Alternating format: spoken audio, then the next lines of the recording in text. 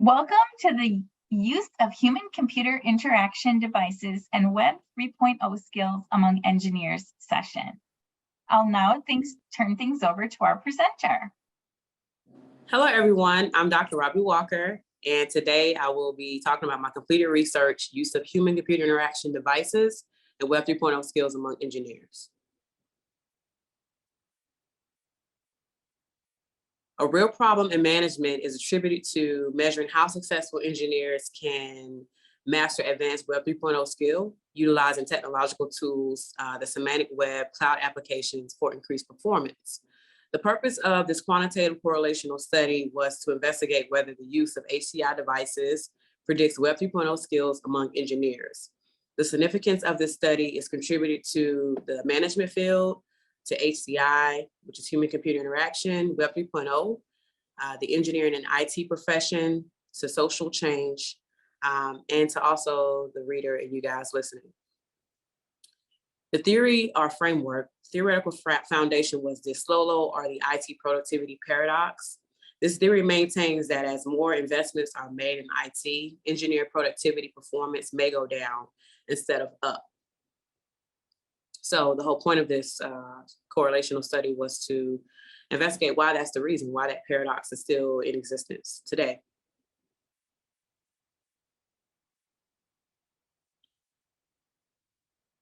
The insight gained from this research helps to explain the use of HCI devices of engineers in small, medium enterprises and the relationship with Web 3.0 skills that engineers obtain that can be associated with the amount of interaction spent with their devices. So I investigated the relationship between reliance and competence with various HCI devices and Web 3.0 skills. And I aggregated two indices from those two factors, the reliance and competence component. I also adopted more than one type of device to improve the engineer's Web 3.0 skills, and also looked at two-factor interactions with the different combinations. My research showed that it is possible to predict Web 3.0 skills using a regression model consisting of measures of reliance on and competence with various devices. So the research question, what is the relationship between use of HCI devices and Web 3.0 skills? This question was designed to explore the motivation for engineers to even want to learn Web 3.0 skills to enhance their performance, as well as give a return on investment to companies. So do the independent variables use of HCI devices, reliance, and competence predict the dependent variable Web 3.0 skills of engineers? In order to do this procedure, I needed to select a quantitative correlational study. I chose this method, I chose the quantitative correlational methodology to determine if the use of various HCI devices is correlated with, or if it predicts the skill of engineers with Web 3.0 technologies. The participants were engineers working in small and medium enterprises in the metropolitan areas of Georgia. 214 participants returned a completed survey. I calculated the sample size, the minimum sample size needed was 178, and I calculated that by identifying alpha of 0.05, power of 0.95, and the effect size of 0.10. So in my data analysis approach, I wanted to utilize MLR, which is a multiple linear regression technique. And in that approach, it has a two-stepwise approach. And the first one is a statistical automated approach in SPSS, which it kind of figure out what is the best predictive model fit. And the second stepwise approach is the sequential regression, which is more manual. And that's, it takes more of a subject matter expert to kind of do that method. But after a few plug and play, I was able to figure out which variables should be eliminated and which variables should be included in that best goodness of fit statistical predictive model. So in my findings, I found 6 key findings. The first, a model of aggregate indices of that competence and reliance piece, so reliance on competence with HCI devices and their two-factor interactions was a significant predictor of Web 3.0 skills. And I based this on an F-test of 8.45 and its associated p-value of less than or more than 0.001, and alpha of 0.05. Within a significant final predictive regression model, the independent variables, LTR, which is laptop reliance, TTR, which is tablet reliance, DTC, which is desktop competence, and WBC, which is wearable competence, were predictors of Web 3.0 skills based on their p-value and the inclusion criteria of 0.2. So that criteria 0.2 either removed or eliminated that variable from the model, or kept it included in the actual model. That's how I predicted that. The third finding was that the effects of those 4 independent variables in the final predictive model were moderated by other variables and captured in the form of 5 two-factor interactions. And 2 of the original independent variables, which was the desktop reliance and the laptop reliance, those were not individually significant based on the inclusion criteria, but they were moderating variables, and they were a significant part of that two-factor interaction. Both of the aggregate indices of the reliance and competence were predictors in a model that was a significant predictor of Web 3.0 skills. And the major key finding, or one of the last key findings, was that 4 of those original independent variables were not part of the significant predictive model of Web 3.0 skills. So SPR, WBR, TTC, SBC, which is SPR stands for your smartphone reliance, wearable reliance, tablet competence, and smartphone competence. Those were not considered as significant predictors of Web 3.0 skills. So interpretation, 4 independent variables were included, and those were significant predictors of Web 3.0 skills. 2 of those components were, again, related to devices of desktop and wearables, and the competence was DTC, WBC, and the 2 related to reliance on devices were the laptops and tablets, which was LTR and TTR. Engineers exhibit varying degrees of reliance on and competence with laptops, tablets, desktops, and wearable devices to be productive. The limitations of this study was that it was correlational, it was non-empirical, it was non-experimental, but it did avoid manipulation of the independent variable, the use of HCI devices, and it also relied upon a self-reported usage and competence. So that just basically means that I relied upon the engineers to self-report their experiences based off of what type of devices that they utilized in the past and what they were comfortable with utilizing for obtaining Web 3.0 skills. Also, another limitation was that it was convenient sampling. It did not provide the same level of random investigation, which theoretically might introduce bias and impact generalization. So as a recommendation, I would recommend that engineers or engineer managers look at Web 4.0 in the future, and to kind of determine that impact on SMEs, because we're kind of in the Web 3.0 stages now, which is still being defined, but Web 4 is right on the heels. So emerging technology like blockchain cryptography or cryptocurrency is expected to disrupt our economy. And it is going to provide investors with a new budget sheet to look at and to consider as this technology emerges further. Social change implications: engineers may become more motivated to use new technologies enabled by Web 3.0 tools, which may make their daily tasks easier to complete. Now I would like to welcome any questions or comments. Thank you.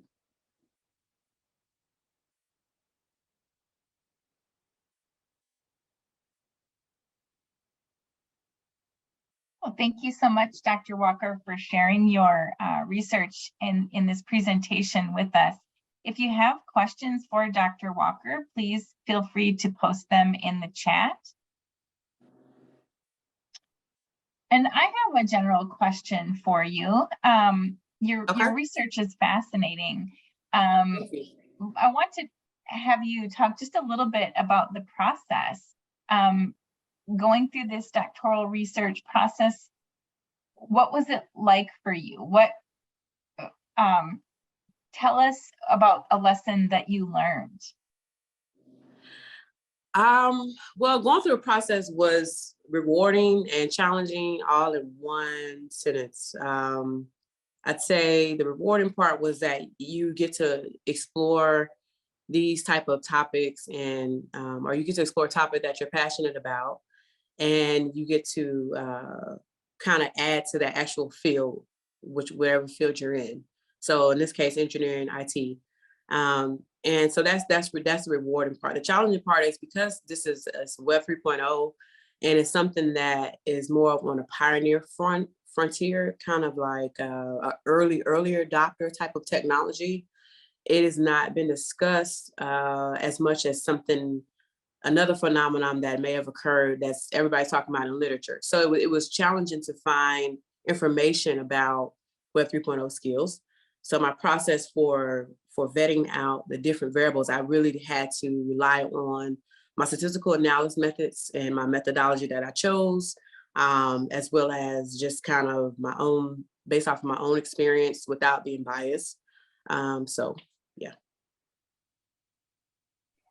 So I'm wondering if you can just expand on that a little bit more. Tell us, how did you get interested in this topic? Maybe describe a little bit about your background and how you landed on this topic in particular.